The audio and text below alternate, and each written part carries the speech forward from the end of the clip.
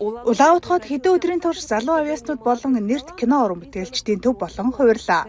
Наадамд хүрэлцэн ирсэн зочид оролцогчдыг дуу хуур бүжгээр угтаж, мөн уралдаанд өрсөлдөх кино бүтээлүүдийг толилууллаа. Оролцогчдын ажлыг нэртэй кино найруулагчид, продюсер төдийгүй хүүхдүүд өөрсдөө үнэлнэ.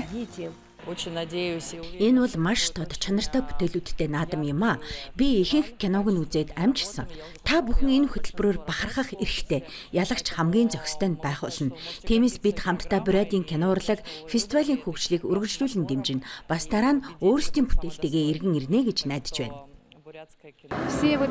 Ийм соёлын арга хэмжээ манай энэ хүнд цаг үед маш чухал юм. Соёл хүн бүхнийг, бүх ард түмэн соёлыг нэгтгэдэг. Одоогоор энэ л хамгийн гол үүрэг. Бурят бол ийм төрлийн кино наадмыг анхлан зохион байгуулсан Оросын анхны бүс нутаг юм. Хөтөлбөрөнч маш өргөн кино нээлт алдартай кино бүтээгчдийн мастер класс, уран бүтээлчтэй уулзалт, уралдаан тэмцээнүүд болно. 2023 онд бид гэр бүлийн, хүүхдийн, өсвөр үеийн кино наадмыг анх удаа зохион байгуулсан. Амжилттай болсон. Учир нь үндэсний бүгд найрамдах улсууд дундаас бид анхных нь болж, бусд нь дараа нь зохион байгуулж эхэлсэн. Одоо Хакаст ч ийм кино наадам хийж байна. Наадмын хүрээнд Орос, Беларусь, Киргиз, Узбекистаны 30 гаруй киног үзэгчдэд үн төлбөргүй төлөвлөлөө.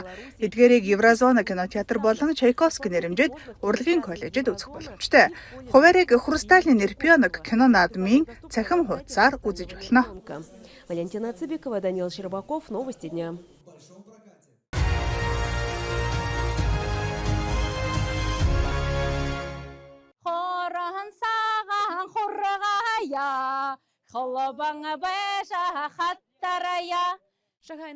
Шагаан наадам бол Бурят түмний хамгийн түгээмэл тоглоом бөгөөд олон янзын хувилбартай. Аймаг бүртээ өөрийн өрмөц онцлогтой байсан. Мал аж ахуй давамгай газар жинхэнэ бөмбөгөөр тоглодог бол мал зүүн газар чагаагаар орлуулдаг байв. Би өөрөө хүүхэд байхдаа хуучин хар цаасны хэсгээр хүртэл тоглож байсан. Загварны жилч хөриглөх түн нь өөр. Би дандаа эмээтэйгээ тоглодог байсан. Нарийн ухаан залмих гэж би юу? Гол нь өртөө зөхөж болохгүй.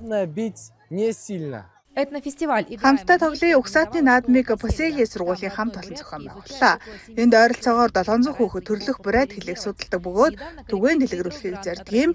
Тэд саяхан Оросын Знания нийгэмлэгээс бараг 2 сая рублийн дэмжлэг авч түүнийхээ хүрээнд менторын уулзалтыг зохион байгуулж компьютерийн тоглоом захиалжээ. Харин өнөөдөр тэд хэрэг арга хэмжээ хийлээ. Юу гэж хэлж болох юм? Тэг сэтгэл санаа сайхан байна. Сайхныг хүсье гэд хэлчих. Амар мэндэ.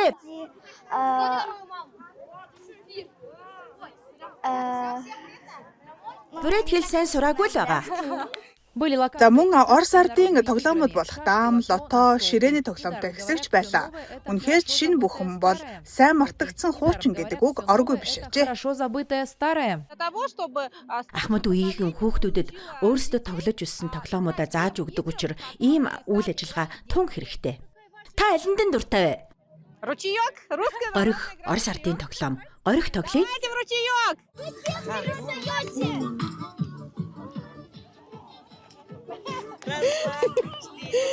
Нэгэн талбай дээр хэд хэдэн үеийнхэн цугларч бүгдийг нь ардын тоглоомод нэгтгэж байна.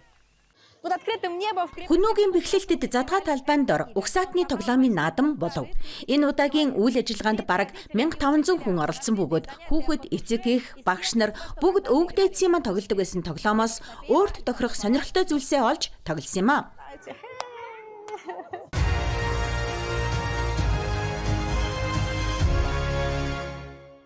Иргүү бол өн алгалсан хот. Жил болгон нүд хужирлсан алаг ирээн урлагийн бүтээл шинээр төрн мурал гих сэтгэл хөдлөм ханын зурагч байгаа. Энэ жилээс хотын гудамжийг ийм бяцхан объект чимээх болсон. Ханы зургийг хүссэн хүн бүхэн харж чадах бол энэ бяцхнуудыг олж харахын тулд хичээх л болох нь. Хажирхмаар бүтээлийн зохиогчд Владимираас Ирсэнгийн Регина Фёдор хоёр хүүхэд насаа санан дурсах сэдвээр уран бүтээлээ төрөөж байгаа юм байна. Гэхдээ энэ бяцхан бүтээлээ төрөхтэй хотын гоо зүгч бодолцож хийдэг гэлээ. Тиймээс бүтээл бүрээ сэтгэл ойр, дулаан, эрхүү хотыг санагдуулам нэгэн мэдрэмжийг олж авна. Бид хоёр өнгөрсөн жил гудамжны дуу хоолой наадамд анх удаа ирээд эрхүү хотыг биширсэн. Тус наадмаар бүтээсэн ханын зурагтай холбоотой бүтээл төрөвсөн юм. Тэгээд л энэ бяцхан бүтээлийн түүхээ өргөжлүүлэхийн тулд буцаж ирмээр санагдсан. Ирэхээс өмнө хотоо судалсан. Тийм ч учраас хотын хуучин архитектур болон түүхийг сэргээхэр шийдсэн. Домогтой холбож гэхүүд мөн сэтгэл санаа өмүүлсэн хуучин дурсамж. Наадмын бэлтгэлээ хангаж байгаа гэж хэлж болно. Дуудан даллах сандал гэдэг нэртэй бүтээл. Энэ бяцхан бүтээлүүдийг бүсийн хэмжээний гудамжны дуу хоолой урлагийн төслийн хүрээнд бүтээгдсэн гинэ. Тавигдсан даруйда хотын оршин суугчдын талархлыг хүлээсэн байна. Харин наадмын зохион байгуулагчдад энэ түүхийг хөгжүүлэх төлөвлөгөө санаа оноо хэдийн төгсжээ. Энэ санааг бид урлагийн аяллаа маршрут болгон хөгжүүлэхийг хүсэж байна. Учир нь манайд аль хэдийн хотын төв хэсэг томоохон бүтээлүүдийг нэгтгэсэн маршрут бий. Харин одоо бид ийм маршрутыг бичил төслүүдээр хийхээр төлөвлөж байна. Үүндээ энэ санаа бидэнд нэлээд эрт төрсөн бөгөөд одоо боловсруулалтын шатандаа явж байна. Ирэх хавраас бид албан ёсоор эхлүүлэхээр төлөвлөж байгаа. Байршлыг сонгохдоо ч маш нухацтай хандах шаардлагатай. Учир нь бүтээлүүд заавал эрхүү хотын төвд байх нь чухал. Ингэснээр жуулчид ч оршин суугчид тэднийг олоход хялбар, уран бүтээлчид аль хэдийн бий болсон тоосгоныхаа номон дээрх хонхорхойд онцгой анхаарал хандуулдаг. Бичил бүтээлийг зориудын эвдэрхий орон зайд бус байглаараа бүрэлдсэн зайдаж бүтээдэг. Харин тогтоохтой цемент наалтаар маш бат бүх нааж үлдээдэг. Учир нь урлагийг аль болох урт удаан хадгалж үлдэх нь чухал юм. Энэ бичил бүтээл өргөц форматтай. Учир нь модон байшинд модоор хийсэн миниатюр байрлуулсан гэсэн үг. Ихэвчлэн залуус чулуугаар урлаж байрлуулдаг. Харин энэ тэнд өөрсдийн бүтээлч сэтгэлгээг гудамжны дуу хоолой фестивалийн хүрээнд харуулжээ. Жижигхэн баллон, жижигхэн шат хүртэл бий. Гудамжны зураачид өөрсдийн дүрийг жижигхэн миниатюраар бүтээсэн. Энд ирээд сайн харуул янз бүрийн үсгийн хэлбэр, будгийн сав, өнгөний нарийн ширийн зүйлсийг харж болно. Энэ бол үнэхээр сонирхолтой. Хажуугаар өнгөрөхдөө олж хараад дараагийн үнд жижигхэн нууц болгон үлдээдэг юм. Тэр нууцыг таач бас олж чадна. Гагцхүү эргэн тойрноо анхааралтай анзаарах хэрэгтэй. Учир нь бидний эргэн тойронд их гоо сайхан заримдаа бүр санаанд оромгүй зүйлс бий.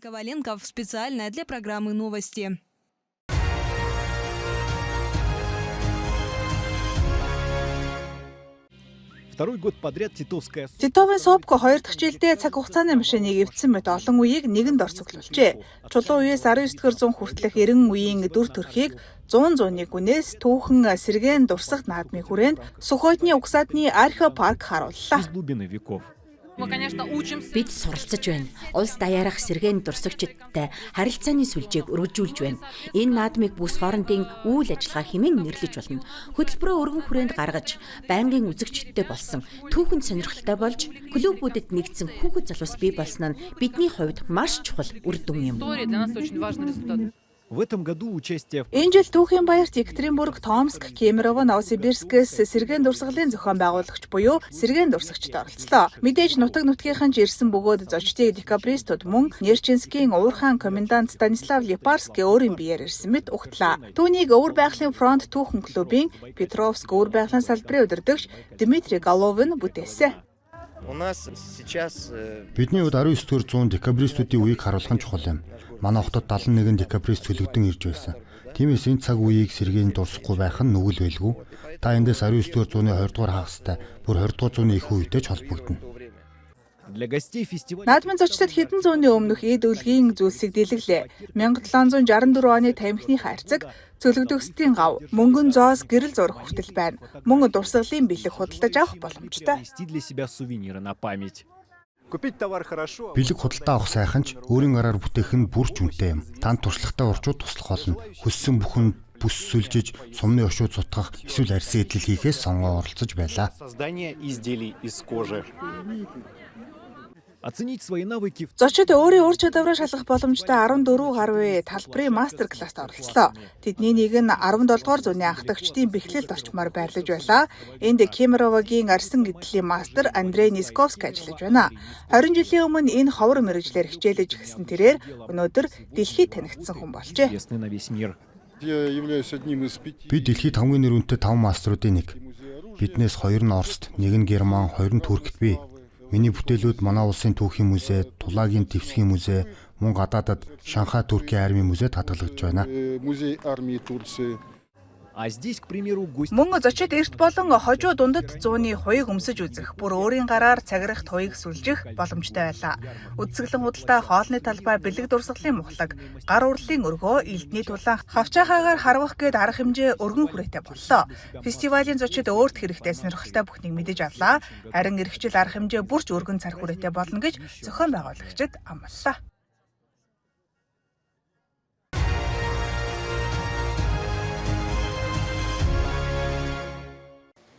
Людмила Щеголева по ее Людмила Щеголовагийн ярьж байгаагаар үргэлж хүүхдүүдийн дунд байсан хүн гинэ. Тэрээр цэцэрлэгт 40 жил ажилласан байна. Одоо гавьяаны амралтанд гарсан ч сул чөлөөт өдөр түүнд бараг байдаггүй. бывает. Тасгалаас эхлэн дараа нь Скандинав алхалт, дараа нь зураг, бүтээлч ажил. Амралт маань үнэхээр гайхалтай. Лидия Булычева Лидия Булычевач гэсэн намгүм амьдралд дассан нэгэн биш юм. Тэрээр залуу наснаасаа алт олборлох үйлдвэрийн технологичор ажиллаж, дараа нь 40 жил даатгалын салбарт ажилласан байна. 3 жилийн өмнө хөдөлмөрийн амралтанд гарсан ч одоо овсон сэлэлтээр хичээлэх нь түүний хувьд таашаал төдийгүй эрүүл мэндэд асар их тустай гэж итгэдэг байна. польза. Энэ бол жинхэнэ тайвшрал. Эрүүл мэндийн төлөө энд ирэхийг хүсдэггүй хүмүүсийг би ойлгодоггүй. Манай бүлэг өөрийн удирдагчтай, бидэнд эрүүл мэнд, харилцаа, баяр хөөр бүгд бий. Людмила Владимировна Людмила Владимировна Лидия Николаевнаар бол алдангийн идэвхтэй уртнаас хөтөлбөрийн оролцогчид. Өнгөрсөн жил ахмад настуудад чиглэсэн энэхүү нийгэм соёлын төсөл хэрэгжиж эхэлсэн бөгөөд өндөр наснууд янз бүрийн спорт урлагийн чиглэлээр өөрийгөө сорих боломжтой болжээ. направлениях. Хамгийн эрэлттэй нь усан бассейн, дасгал, Скандинав алхалт.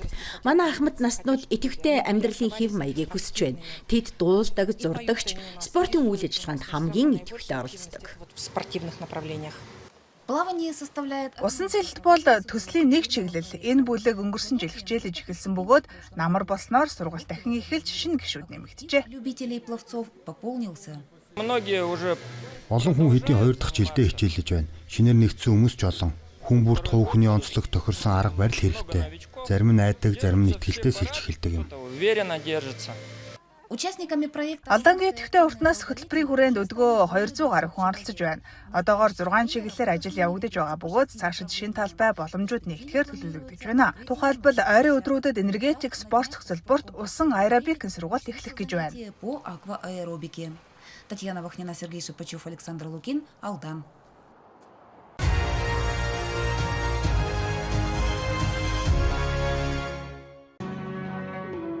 В минувшее воскресенье Өнгөрсөн юм гарагт күнзэн сүмийн чулуун хашаа өглөөний борооны дараа гялалзан агаарт сэрүүн жавар мэдрэгдэж газар чийг даажээ. Уур амьсгал нь ёслолын хэм маягтай байсан ч учиртай. Ойролцоогоор 2576 жилийн өмнө агуу хятад сэтгэгч энд мэндэлсэн гэж үздэг. Бүхэл зохицолборт 9 хонхны цураа тархаж, уламжлалт хувцастай соёлын үйлчлэгчид даачийн танхим руу хөтлөх ариун замаар сүр жавхлантайгаар алхлаа. Тэр танхимд мэрэгдийн гол тахилын ширээ болон шавнырийнхэн хөшөө байрладаг.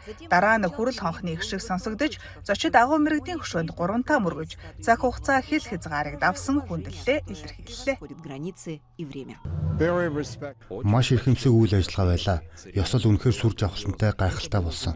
Бидэнд маш их таалагдсан. Очень понравилось. Энэ бол олон хүн зэрэг хүлээн зөвшөөрөхөж гүн хаим. Шашин шүтлэг, соёл, уламжлалт харгалзахгүй. Учир нь энэ сургаалд нь нийгмийг зөв зохистой байлгахад чиглэгддэг юм а. направлена на создание гармоничного общества. Миний хувьд Күнз бол агуу багш, бидний хамгийн том зааварлагч. Тэр өнөөгийн ертөнцид асар их нөлөө үзүүлдэг бөгөөд Латин Америкийн ард түмэн бид энийг онцгойлон мэдэрдэг. Учир нь дэлхийн бүх хүнд өнөөдөр өөрчлөгдөж байгаа харилцаанд Күнзийн үнэт зүйлд суурилсан манлайлал нэн чухал. Эта традиция Хятадын энэхүү хүн ухаантны дурсгалыг хүндэтгэх уламжлал 2500 гаруй жил оршин тогтнож, үндэсний биет бус соёлын өвд багтжээ.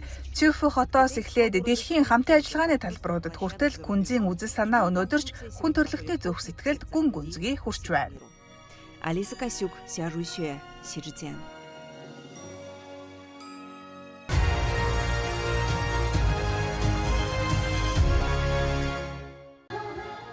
Чиндүү хотын дээр нар жаргасны дараа залуучуудын зугаа цэнгэл дөнгөж эхэлдэг. Жиндүүгийн үдш оройн 8 цагаас өглөөний 8 цаг хүртэл үргэлжилдэг. Хоёр дахь ажиллал гэсэн үгтэй. В этом городе с 20 миллионов. 20 сая хүн амтай энэ хот Хятадын хамгийн өнгөлөг шөнийн амьдралтай газруудын нэг юм. Энэ бол хамгийн алдартай клубүүдийн нэг нь. Театр мэт танхимд бүхий л шин дуучдын баг Хятад болон өрнийн алдарт дуунуудыг дуулдаг. Китайские и западные хиты. Манай дууны систем бол Майкл Джексон өөрийн тоглолтуудад ашиглаж байсан маратон брендийн тоног төхөөрөмж. Лучший. Том хотын шилдэг клуб зөвхөн хөгжимтэй биш, сайхан хоолтой байх учиртай. Хоол унд бол Сичуанд маш чухал юм. Энтхийн хүмүүс хоол идэх дуртай. Жишээ нь бид өдөр бүр шинэхэн үхрийн махаар өтгөн шүлж чанаж махад аршилдаг. Энэ үйл явц өдөр бүр 6 цаг үргэлжилж 10 гаруй төрлийн амтлагч ордгоо. Еда это сердце. Жиндүүгийн шөнийн амьдралын зүрх нь хоол.